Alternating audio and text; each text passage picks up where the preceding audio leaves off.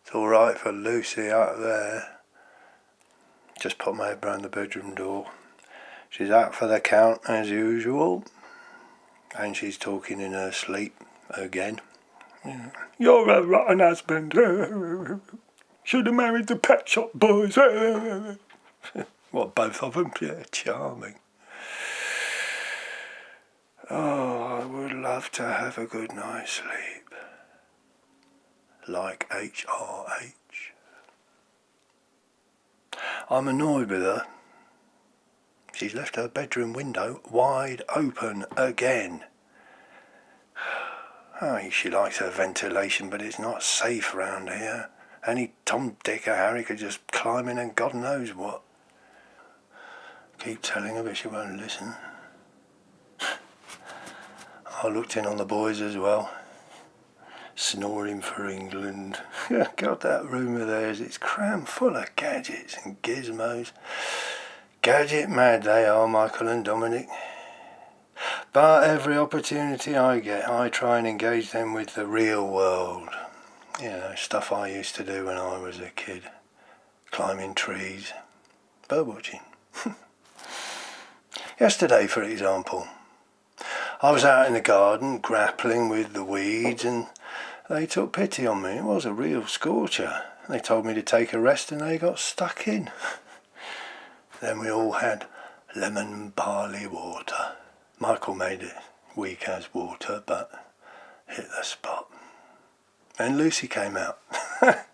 She was wearing this bright canary yellow sundress. She had these huge round dark glasses on. Don't your mum look like a film star? I said. Boys giggled. Yeah, Max Barry, what are you after? She said. She tried on my old Panama hat. It was only a compliment, I said. I bowed down. I picked her a dandelion. God, I am so sleepy. I'm dog tired. But I cannot drift off, despite copious amounts of chamomile and valerian. God, Michael gave me a scare earlier. Quite a scare. 3 o'clock in the morning to be precise. I was in here, I was just sewing a button on his school blazer when he just waltzed in here. And it wasn't until I realised he had his eyes tight shut. He's only bloody sleepwalking. Gee, he had his arms out in front of him, you know, like Frankenstein's monster. Well, very carefully, I scooped him up in my arms and I took him back upstairs to bed. Made me think of Lee. The boy I lost at the tender age of 9. I'll never get over losing Lee. Beautiful, beautiful, fragile Lee. He was always boasting about his family abroad in Canada. Well, it was my sister and her husband, really.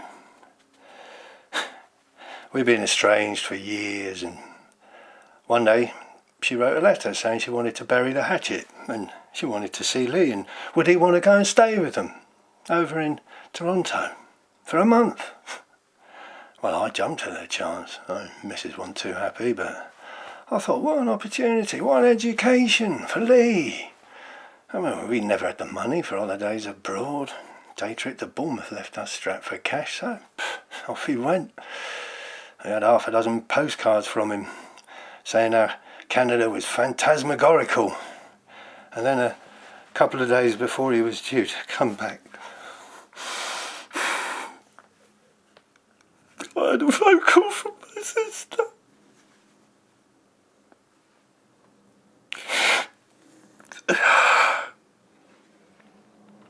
Lee passed away this morning.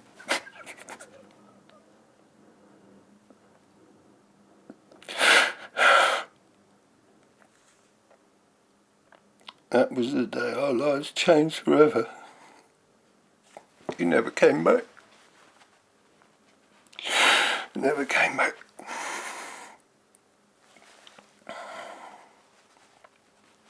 We decided to have the funeral in Toronto. My missus was too distraught to travel. She was, well, I went on my own. Lee died of a heart attack after he'd been hit by a van. My sister didn't tell me all the details over the phone, but it turns out he'd been sleepwalking every night. And on this particular night, her husband had forgotten to lock the front door, and Lee just wandered out into the road.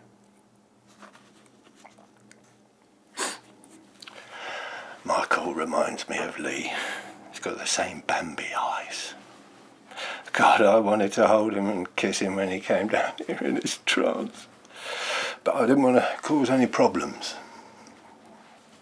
I mean, childless divorcee like myself, I know it's important to belong to a family.